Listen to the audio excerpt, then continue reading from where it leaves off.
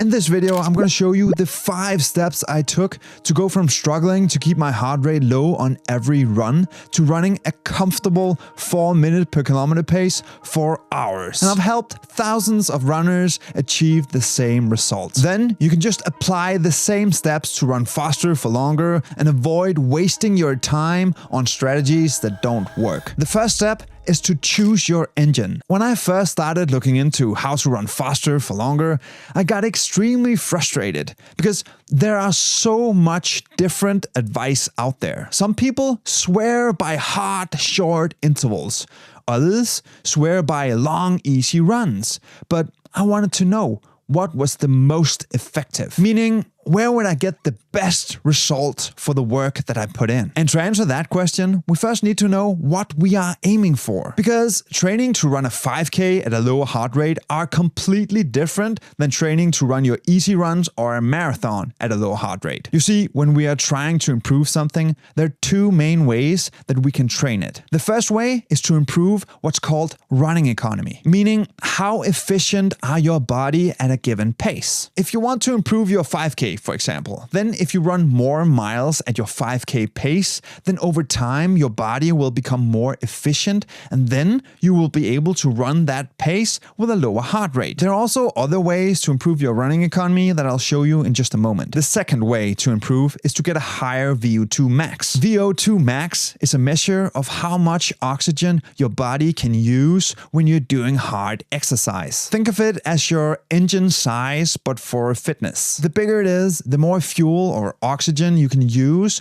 to power your muscles so that you can keep going for longer or harder without getting tired. Here's how it works. When you exercise, your body needs oxygen to create energy. VO2 max tells you the maximum amount of oxygen that you can use every minute. It's basically a measure of how efficient your body is at using oxygen for energy. A higher VO2 max will give you better endurance and a better performance. So when I started running and wanted to run faster at a lower heart rate, and I learned about these 2 methods, the running efficiency and VO2 max, then I thought maybe there's a way to train both at once. It turns out there is. And it's what almost all the best runners in the world does. Which brings me to the next step. Let me tell you a secret.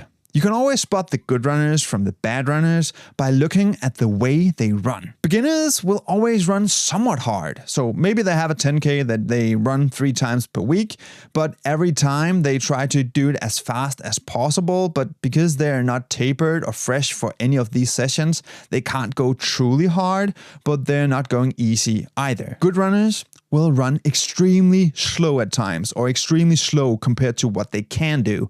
And then they'll run extremely fast at times, going all out. Great runners know that the magic lies in avoiding the middle ground. We're also calling this the gray zone. You're working hard, but not hard enough to make real progress. But you're also not running easy enough to rank up the miles. Most runners spend way too much time in this gray zone thinking that they are making progress, but in reality, they're just burning out their engine. The solution to this is what's called polarized training. Polarized training is all about balancing your effort. So you want extremely hard runs where you're pushing your limits and building that VO2 max. You want extremely easy runs where you're building that endurance and that running efficiency. And then maybe you also want to have some threshold runs where you're trying to run at race pace. There are 3 main ways that the best in the world polarize their training. The 80-20 method, where you spend 80% of your time doing easy runs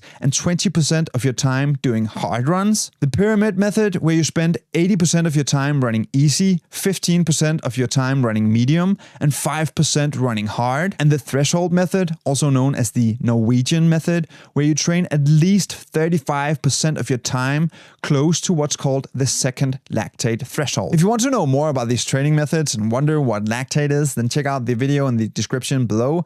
But to put it short, doing 80-20 or pyramidal training are better than threshold training for most people. By training smarter and polarizing your training, you will improve both your running efficiency and your VO2 max. This will allow you to run faster at a lower heart rate. And if you pair it with the next step, it'll become even easier and you'll gain free speed. Let me paint you a picture. Imagine you're assembling furniture from a big box store. You open the box and then look at the instructions and then just throw them aside and start building what you feel is right. Halfway through, you realize the shelves are crooked, a screw is missing, and you got some leftover parts that should have definitely been used. You think to yourself, maybe I'll just keep trying. Eventually, I'll get there. But deep down, you know that if you had just followed the instructions, then by now, you would have already built a sturdy piece of furniture. That's exactly how I approached running in the beginning. I just hit the pavement and assumed that my body would just become an efficiency machine over time if I just kept running more. But what I was really doing was reinforcing bad biomechanics. I was building a wobbly bookshelf. But when I started applying a different mindset to my running, then my results, they skyrocketed. If you want to run faster with less effort, then you need to build a bookshelf where you follow the instructions. Because you want your technique and running form to be as efficient as humanly possible. This only comes from doing drills, filming yourself, and getting expert advice. Once you start running more efficiently, you will run so much faster and so much easier than if you keep having to compensate for bad running form. Here's how to start. Keep your cadence or your steps per minute at around 170 to 190 steps per minute. Relax your shoulders and avoid clenching your fists too hard. And then imagine a string pulling you from your head and all the way down to your feet. Okay, but what can you do to bring your heart rate down immediately on your very next run? Let me confess something. Sometimes when I'm out running, I start imagining myself being on the start line at my next race. And all of a sudden, I start to feel those emotions. I start to get anxious. My palms get sweaty. And guess what? My heart rate spikes. Most people don't realize this, but your thoughts have a direct impact on your heart rate. Stress, anxiety, and even overthinking your run can lead to a higher heart rate. And I used to get frustrated mid-run because I could see that my heart rate would spike, and that would just make it spike even more. And now I was in this vicious cycle. So I did the only thing that I could.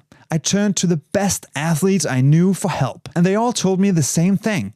You just gotta control your mind. You have to think of nothing. But how? Like many of you, I overthink everything. How was I supposed to not think about anything? But then I learned how to take control. I'll tell you exactly what I focused on in a second, but first, let me just tell you this. Don't skip this part. I did it for so many years and I wish that I started sooner. Because now I can basically force my heart rate down whenever I get nervous or whenever it spikes, even during races. Which is just a power move when you're out running, but also in everyday life. So here's what I focus on. Besides all the usual stuff like managing stress and finding some downtime, I started using some techniques from meditation. Basically, I started practicing staying calm under pressure. At first, I did it with meditations in a dark room.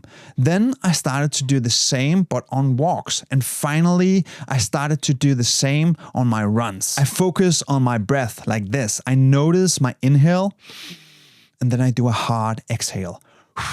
Don't do this for 10 minutes. I'll maybe do it for 1 or 2 minutes. So every time I'm breathing, I'll be like, and then a hard exhale.